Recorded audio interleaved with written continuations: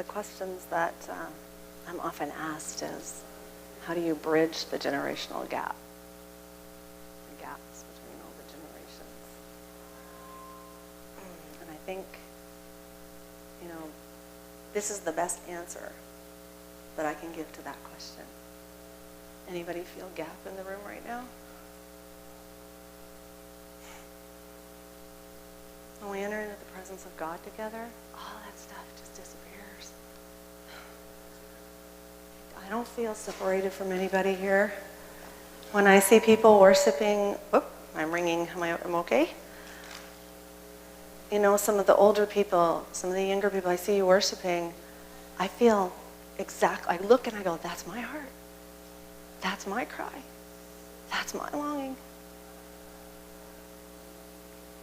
And I think when people, I'm going to talk a little bit about Gen X and about the generations. Again, I get also the question a lot, well, who's Gen X? And, what are they about as a generation? And again, pretty much this is the demonstration. Who is Gen X? I think you could sum up in one phrase. They have a longing to be carriers of the presence of God. That's who Gen X is.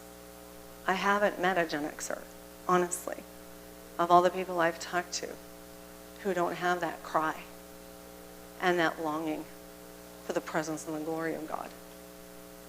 Whether that's coming into the church or in the world, going out and impacting the world, but that's the cry in the heart of Gen X. And is there any way people could move more this way? I feel like I'm going like this. Just come, we're a small group so we can be nice and cozy. Family. We tried that. The problem is it's the way the shirt moves. See? You think that'll work? We're afraid it was going to fall. Whoops. Yeah, that's what we here. Sorry, Mike. Maybe I should just hold the mic. This sweater is not conducive to mics. So, we tried that too. It flips away. See? Oh, like this? Together. Except now it's facing me, which is the opposite of what they want.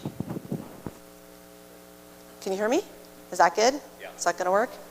Thank you for moving. That's way better. How many of you are familiar even with the terms Gen X, Boomer, Millennial, Builders? Put your hands up, don't be shy. Or maybe I can say how many are not, because I don't want to be using terms that people are like, I don't know what you're talking about. It's okay, put your hands up if you don't know what I'm talking about. Okay, we'll do the quickie overview of who are the generations. Those are terms that sociologists have given to describe the different generations. I think we have builders here, people from the builder generation. Those are people that would be born before 1945. So do we have any builders here? My auntie. This is my aunt, by the way. My great aunt, actually. Just come here for one little quick sec, Auntie Grace. This is one of my grandmothers, my Baba's many sisters. Yeah. They had a huge family, what, 20, 21? Yeah, 20. 20. Yeah, 20. And they love God. And her and my other great aunts prayed for my parents' generation. We were brought up Ukrainian Greek Orthodox, so we didn't really have a living knowledge of God. And they prayed for my mom and her sisters and our families. And in literally 1 year, our whole families went from being not saved to saved, boom. I just remember as a kid, 1 year there was alcoholic Christmas and the next year there wasn't. And this is righteous inheritance, right here. And actually, your mom, my great-grandmother, was an amazing prayer warrior. So I just want to honor my Auntie Grace. For me, it's just awesome that she could be here. It's a big surprise that she could be here. Yeah, we're backing you up. I know they are. They always say that every time they see me. We're backing you up. So she's part of the builder generation. Then we have the boomers, who I think could be the majority, certainly the majority of the people at this conference. You'd be born between the ages of 1945 to 1964. How many boomers in the room? Okay, then you've got Gen Xers, who were born between 1965 and 1979. roughly. That's Gen X. How many Gen Xers in the room? And the last category that they've named are millennials, who are also called the Y generation, who are also called the Echo Boom. They're mostly kids of the boomers. They're born sort of between 1980 and 2000. Do we have any millennials? I don't think we have any millennials. Ah, you're a millennial, yay. Okay. There we go, so we have all 4 generations here. We do have the millennials here. Most boomers, I think, most boomers are familiar with the term boomer because it's been talked about a lot in the media. The reason that is because the boomers are a big generation, like it's size-wise.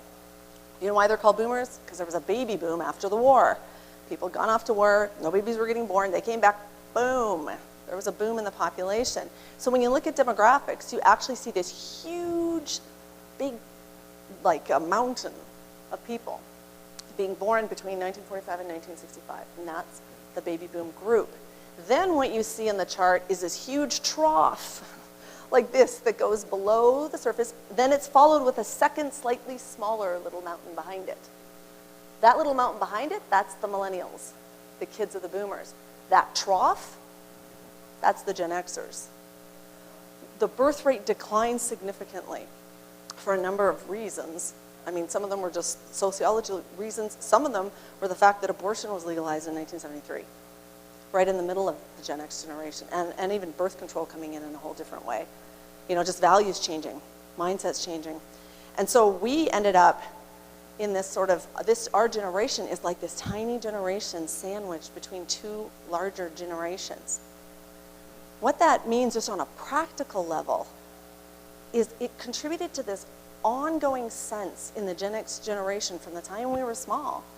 There's no real place for us. We don't really have a place, we don't fit. And part of the reason that was is because, for example, marketers, if you're in marketing in business, who do you market to? The biggest possible market, right? You don't bother marketing to the small markets. So literally, we were never targeted. And because we weren't targeted, we were never seen. Like, if you're not targeted in the media, you're not shown in the media. Do you understand? You're not being reflected in the media. And even if you're not aware of that, it's just like being a black person in a white culture. You never see black people. There's always that feeling of alienation because it's like, I don't see anybody like me. And I use this classic example that there was a show in the 80s called 30-something. It was a big boomer show called 30-something because that's when all the boomers were in their 30s. And when it was 30-something, I was in my 20s.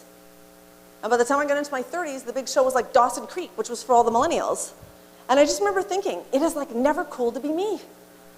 It's like all the cool things, all the cultural things, it's never cool to be me. There's just like this, and it's not something that we're even conscious of. Most Gen Xers are like, wouldn't even have realized that. Except if you start talking with Gen X, you find that there's this sense that they all seem to carry. It's funny, it's like the one thing we carry that brings us to common ground as a generation is the feeling like we don't really belong. Yeah, it's a feeling of alienation. It's not a great thing to rally around as a generation, right? See, boomers have a very strong sense of who you are as an identity because boomers were shaped by the 60s, by what happened with the whole, 60s the Jesus people on the Christian side and the hippie movement, right? The 60s and 70s. This is like sort of the cultural touchstone of the boomer generation, right? It's when their voice was heard and you saw yourself as a unit, like as a generation that could actually affect change, right? Gen X has no such thing, has no such marker. We're actually, for the most part, quite isolated and quite separated, even one from another. It's tough to find a whole lot of Gen Xers clustering together anywhere. Like even when you find a few of them, it's like, woo, we're excited because we found 5 that are actually together.